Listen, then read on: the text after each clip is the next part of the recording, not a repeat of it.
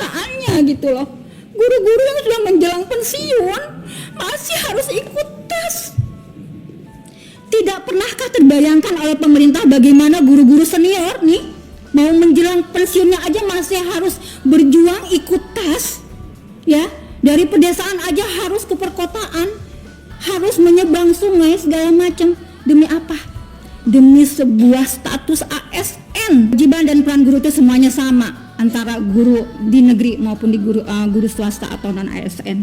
Tapi pada kenyataannya kita ketahui bersama, kita masih dari guru swasta ini, terutama sertifikasi swasta lulusan PLPG, masih mendapatkan perbedaan hak dan perlakuan. Salah satunya adalah hak mendapatkan kesejahteraan dan kepastian status, dan ini terjadi bertahun-tahun belum kunjung usai.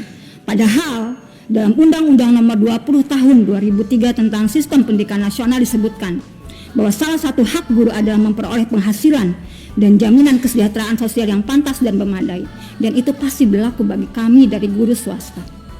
Pemerintah memang sudah berupaya untuk meningkatkan kualitas guru-guru swasta non-ASN seperti guru-guru ASN dengan mengikutsertakannya dalam program pendidikan dan latihan profesi guru atau PLPG sejak tahun 2008 agar menjadi guru profesional untuk meningkatkan kualitas mengajarnya yang ditandai dengan diberikannya sertifikat pendidik guru profesional.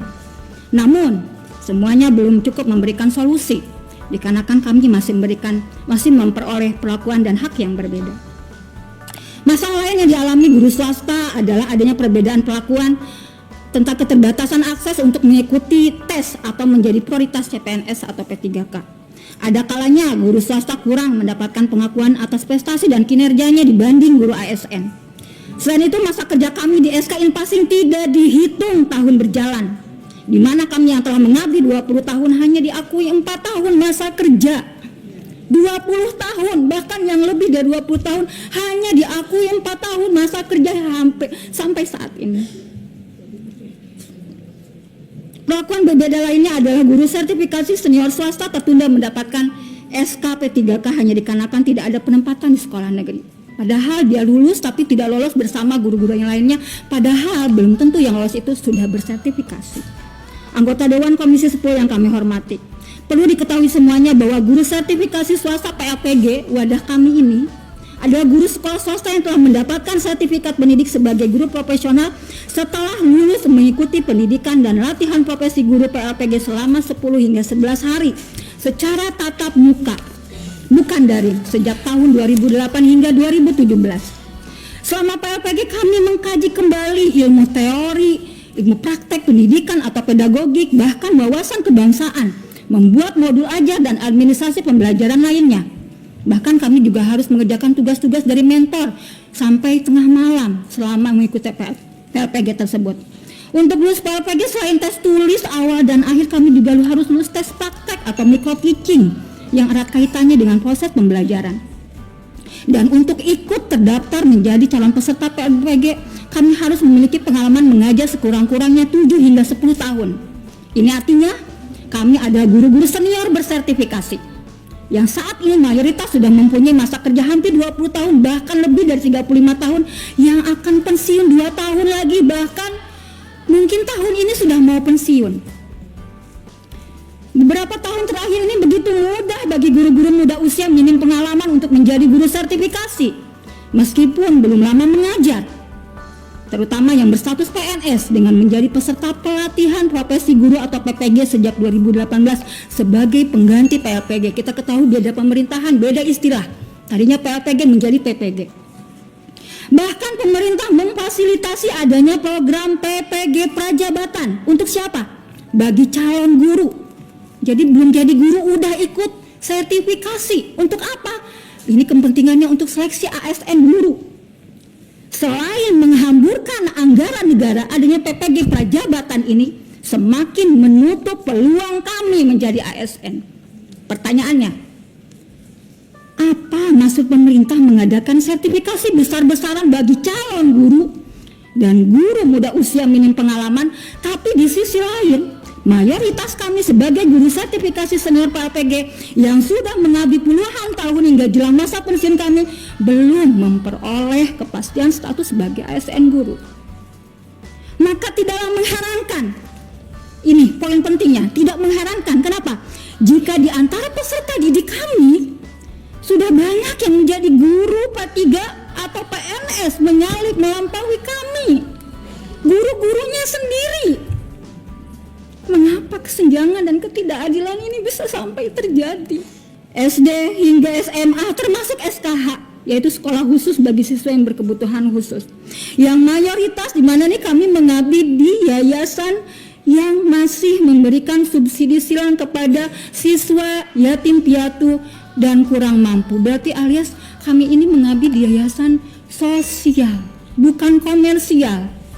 Jadi jangan samaratakan kami dengan pegawai atau tenaga pendidik yang mengajar di yayasan yang mungkin bisa disebut dengan komersial, yang mungkin untuk pendaftaran masuknya saja udah luar biasa. Kami tidak seperti itu. Lalu dampaknya apa kepada kami dengan mengabdi di yayasan sosial itu? Adalah banyak di antara kami yang memperoleh honor dari yayasan jauh dari UMR. Pas dedikasi dan pengalaman kami, pemerintah memang membuka pendaftaran ASN guru bagi guru swasta, tapi lagi-lagi itu bukan dikhususkan bagi kami yang sudah senior. Tidak, itu hanya untuk umum, bukan untuk kami yang sudah senior. Mana janji Presiden Prabowo yang ingin memberikan penghargaan sebesar-besarnya kepada jasa-jasa guru yang kepada kami yang sudah lebih tersertifikasi. Kami ini sudah lebih tersertifikasi dibandingkan PPG. Bukankah salah satu syarat dalam jenjang karir selalu mempertimbangkan lama masa kerja sebagai bukti dedikasinya? Semakin lama masa kerja maka kemampuannya akan semakin baik dan tingkat penguasaannya akan pekerjaannya pun akan semakin fasih. Dalam Undang-Undang Sistem Pendidikan Nasional tahun 2003 catat disebutkan bahwa guru mempunyai hak untuk memperoleh promosi dan penghargaan berdasarkan apa? Pengalamannya. Itu tercantum di Undang-Undang Sisdiknas tahun 2003. Lalu apakah undang-undang tersebut tidak berlaku bagi kami? Hadirin peserta rapat yang kami hormati, kami tak habis pikir bagaimana bisa guru senior sudah bersertifikasi, berpengalaman, menjelang pensiun 5 tahun bahkan 2 tahun lagi tertutup peluangnya menjadi PNS hanya karena berdedikasi di swasta yang notabene di bawah yayasan sosial. Sebaliknya, guru yang baru mengajar 5 tahun bahkan baru lulus kuliah, ya selektif sekali, mengajar segala macam. Nah, pemerintah juga harus lebih selektif lagi. Kemudian buka lebih banyak lagi TK, SKH dan madrasah berstatus negeri di tingkat provinsi dan kabupaten kota, karena di Banten itu hanya 1-2 saja yang berstatus negeri, SKH, madrasah itu ya. Sedangkan yang berstatus swasta itu bisa lebih dari 25 sekolah. Itu saja mungkin yang bisa kami sampaikan.